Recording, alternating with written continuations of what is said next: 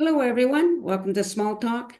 A lot of people look for recipes, whether you're a vegetarian or vegan or whatever, and you can't always find the good recipes.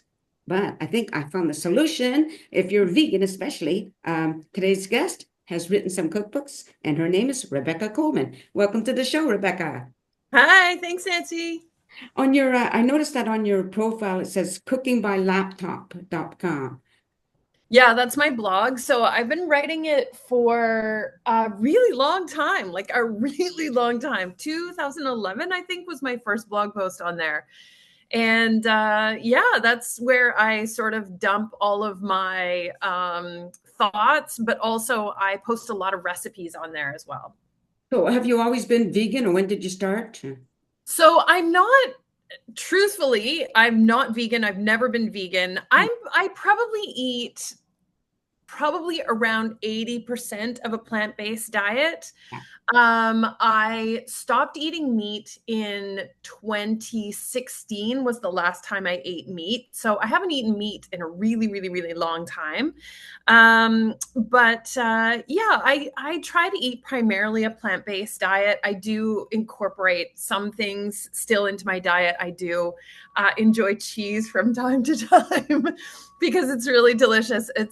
There are a lot of really great vegan cheese options out there, but I haven't found one yet that really replaces like a really beautiful stinky blue cheese or something like that. You know what I mean? So yeah. But yeah, I haven't. It's been the last time I ate meat was 2016. Oh, okay. Now, before you started your blog, or maybe while you're doing your blog, like, do you test your recipes on family or friends? Yes. So I am lucky enough to live in a really lovely community. The place where I live, I have neighbors that have been here. Like I've lived here for I think 12 or 13 years, and there's very little turnover here. And so as neighbors, we're a real community and we know each other really, really well. And that especially became true during the pandemic. And so my second cookbook, actually, I was testing it during the pandemic. And so Well, that was too quick. this is it. So this is my second cookbook. It's called Vegan Baking Made Easy. And I was testing this one I was literally writing this during the pandemic. And I basically, my neighbors just like get to basically benefit whenever I'm doing recipe testing because I'm always dropping stuff off at their doors. And we would just like leave stuff at people's doors and text them and be like, yo, check your door. And so it's quite a good system. It works really, really well. Yeah. A lot of people have these false beliefs.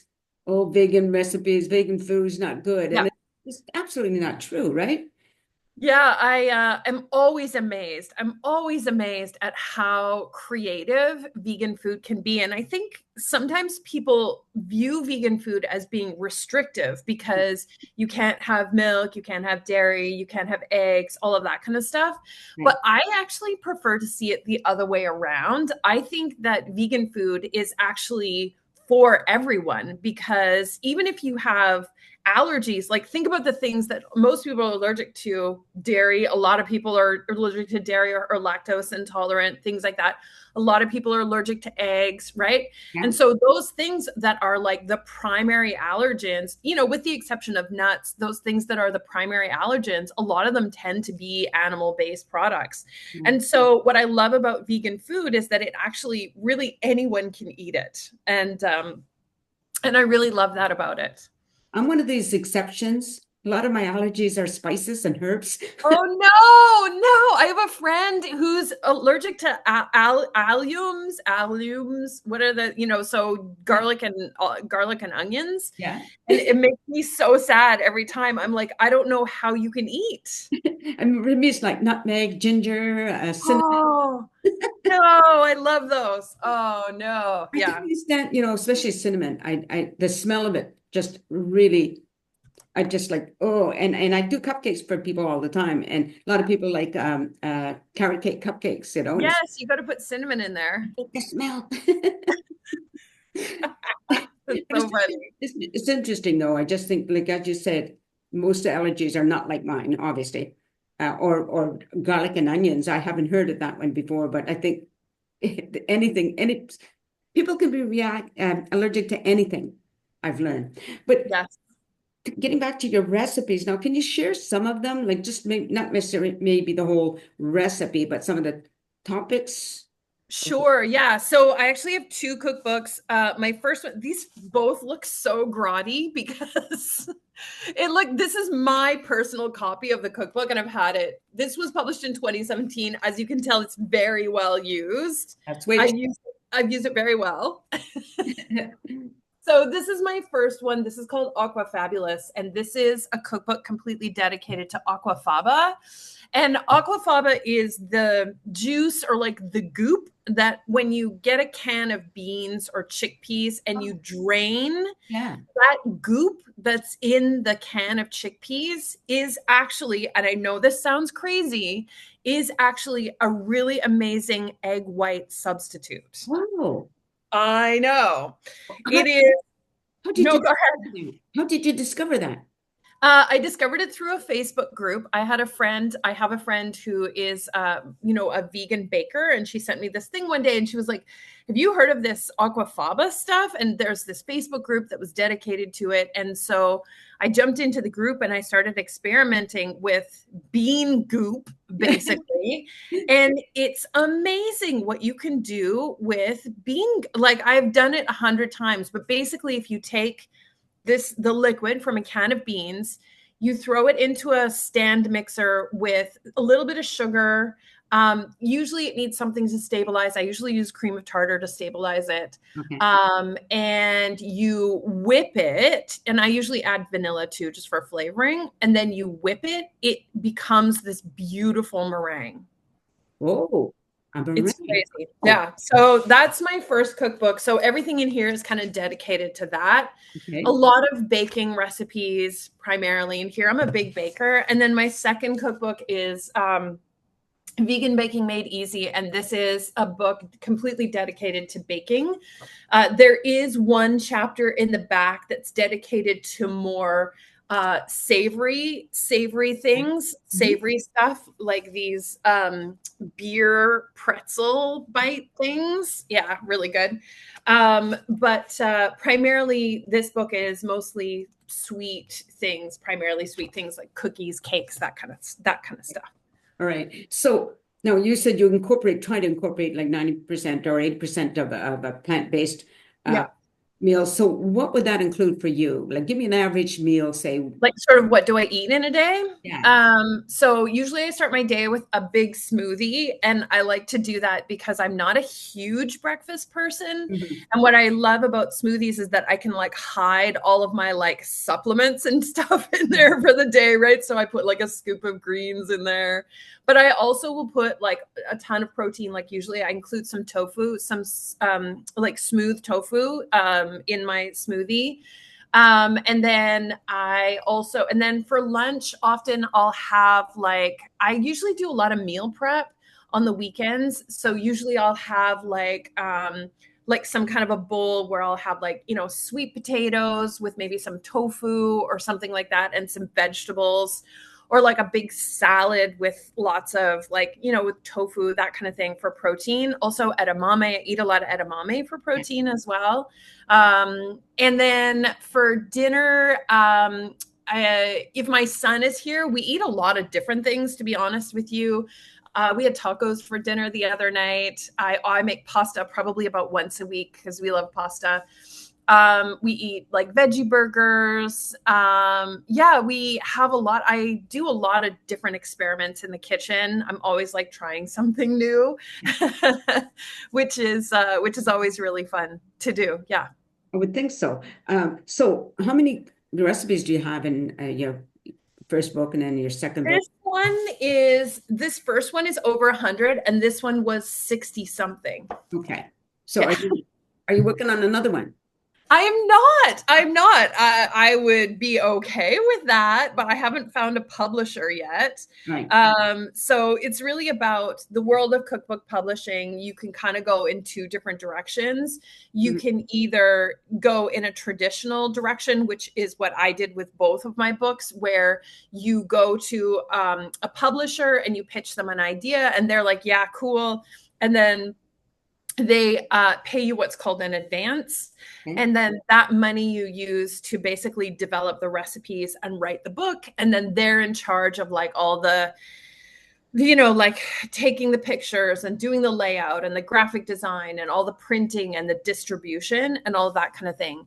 You can also self-publish something if you want to, and I have a teeny tiny little thing that I'm working on right now. It's a hummus cookbook, Or what? and it's almost ready. Oh, okay. Hummus, yeah. So it's almost ready, and that one I am going to self-publish it in some way. I just haven't quite figured out what that is going to look like yet. I'm still trying to figure that out, but it's almost ready to be done. So when you're trying a recipe, have you ever had something that's just a total epic fail? Oh, 100%. More times than not, actually. So for this cookbook, this one here, this first one, Right. I I was dedicated to making macaron. So I am a big, like, I love French food. I've been to Paris and I loved every minute of being in Paris. And I really love French food and I love macarons. Macarons are like many French techniques. It seems like they're easy, but they're actually really deceptively hard to do, right? Like similar to making a croissant, for example, where you have to do laminated dough and, so macarons only have maybe four, like five, I think five ingredients in them. They're very like simple, but everything about a macaron is technique. Right. And macarons are incredibly annoying. So it's like if the weather's bad that day, the macarons are like, nope, we're not participating. It's like if the humidity's too Yeah. high, they won't participate. If the humidity's too low, they won't participate. Like that's what they are. So add to all of that the fact that I'm not using actual egg whites in the batter, right? And aquafaba is not quite as stable because it doesn't have as much protein as egg whites do. And so I did this recipe for this cookbook. I think I probably did it around 50 times. Oh. It was the recipe that almost killed me. It almost killed me. Yeah. So now what about the opposite? You tried something, you thought, oh, it's probably going to turn out good, and it was like ended up being fabulous. Yes, I've had those experiences as well. That happened to me really recently. I can't even remember what the recipe was now, but it's something that I recently made for my blog. And I was like, oh, I'm just going to try this. I'll see how this turns out. And it turned out so good. Like the very first time, I was like, am I a genius? I might be a genius. It is fun. I'm not a baker. I only make cupcakes, and I just do those because so I give them away. Right. But it is fun to try different things. Like I watch a lot of the cooking shows, even though like it's not my thing. But it's just so I can learn to be okay Yeah. with trying different things, right? Yeah. Yeah. And I think that cooking shows are very inspirational. Like Yeah. they give you a lot of great ideas. Like you can be watching something and be like, oh, I never thought about combining those two flavors together. Oh, I wonder what that tastes like? So now let's say in herbs, whatever way you want Yeah. to pronounce it, Yes. you have a favorite. Yeah. So where I live, the other thing that I'm very grateful for and lucky to have where I live is I live downtown in Vancouver, but we have a garden. We have a rooftop that's Oh, accessible, wow. and I have a garden on my rooftop. So I have a big, um, it's probably about 6 feet long by 3 or 4 feet wide, and I can grow whatever I want there in the summer, and I love it. So I always have herbs there, always. So right now I have rosemary because I love rosemary. I love the like the woodiness of it. Yeah. There's something so piney and lovely. It's so good with anything that's like kind of maybe a heavier dish. Also, I use it a ton on bread. So like if I'm making focaccia or something like that, I'm always using rosemary in there. I also have thyme, which is great for so many things, pastas, any kind of sauces. Mm. I even incorporate thyme into baked goods sometimes because thyme pairs really nicely with like blueberries or something like that, or jams. I'll put it in jams. I usually always have chives. I have sage up there always. I always have sage. Another great herb for pastas. Butternut squashes pairs really nicely with squashes, that kind of thing. Okay. And what else do I have up there? I have I should show it to I have some on my windowsill. Do you want to see it? Yeah, yeah. Okay, hang on. I'll just grab it for you as I run away. Um, this is called this is called a bloodline or blood leaf. I think it's called bloodline sorrel. Oh, See how okay. beautiful that is? Isn't Yes. that pretty? I've seen it. And they Yeah, yeah. Yeah, they kind of taste lemony. They have sort of a lemony Right. taste, but I use these a lot for doing food photography because they look so pretty on top of when you're doing pictures. So I have some of that going. I always have arugula going up there. I love arugula. I love its pepperiness.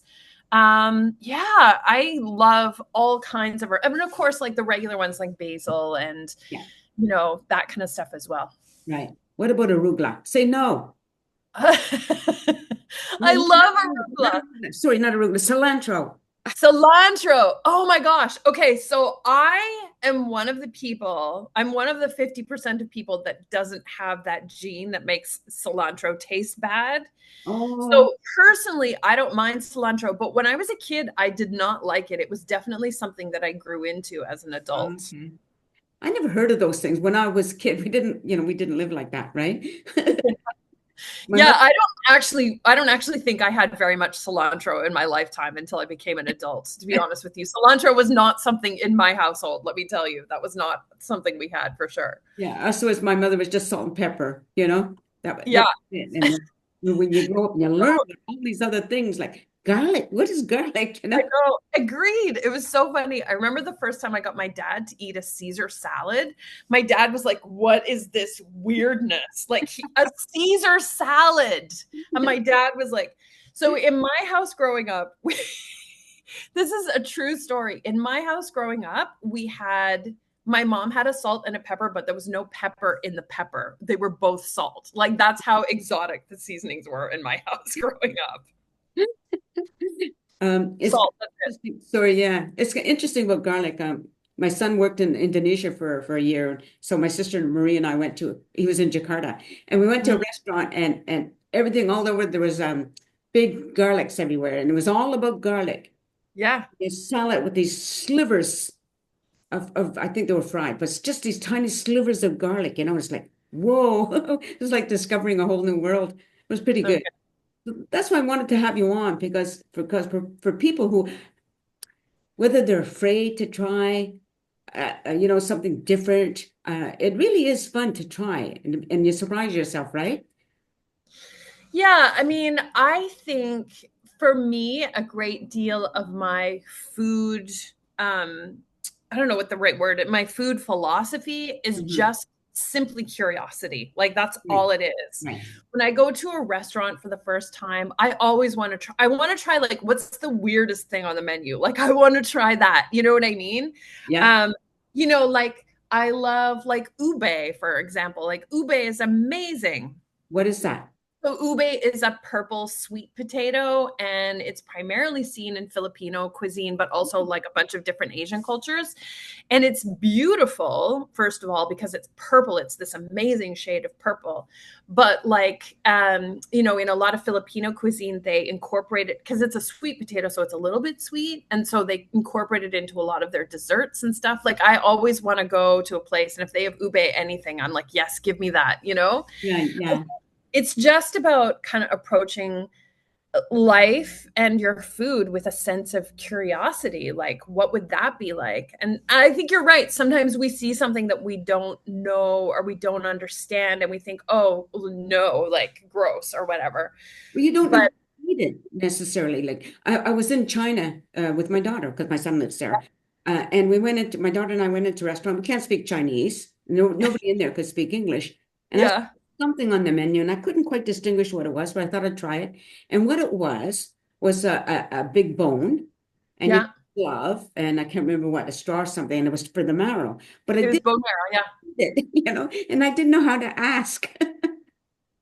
yeah, I know that's hard. Yeah, yeah. For me, food has always been a door to discovering cultures, Mm. discovering a culture through their food. So like I remember so clearly first time I had Indian food, I was like, whoa, like the first time I had curry, I was like, what is this? Like this is amazing. And I think, the world in which we live today, like literally today, right now, in this moment, is so hard because it feels like we are more separated from each other today in today's world than we have ever been. And I think a way for us to connect with each other and, really connect with each other as human beings, no matter what part of the world you're from, is through food because no culture doesn't love to eat together, right? Every culture, in every culture, there is that. We're so Uh, lucky here in Chilliwack because there's an organization called Streams Foundation Canada. Uh, yeah, the beginners, the people who started that are originally from Pakistan, and they will, I don't know, a couple times a year maybe have, or maybe once a year, multicultural dinners. So amazing. you see them do their prayer. Well, they just finished one for Ramadan. So, Yes, yes, it's Ramadan. yeah, right, and it was just really awesome to see or try. Like I don't like spicy foods, Yeah, so I miss half the good stuff, my son says. But it's really interesting to try these different things, just to give it a try, and then you find out whether you like it or you don't like it, right? yeah, But that culture thing, and that's what they're all about, like yeah, being bring all the cultures together, and I think that's really yeah. fortunate to do that. We have a beautiful organization here in Vancouver called Taba, and it's a Syrian.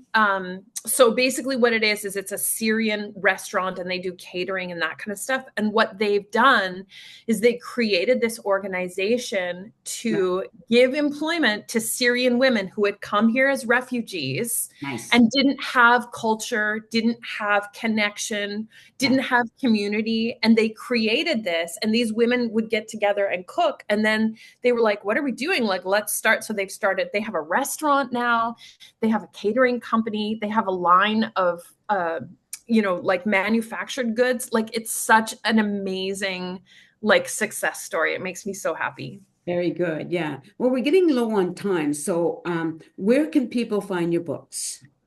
So you can get them on Amazon if you're, of course, not doing Amazon these days, as a lot of people are not. You can also get, I know, totally. You can also get them through Chapters Indigo as well. You can basically order them anywhere where there's an online ordering Right. thing, Medieval. Yeah, you can get them at any of those places. Yes. And again, once your blog is, whoops, I just lost that page.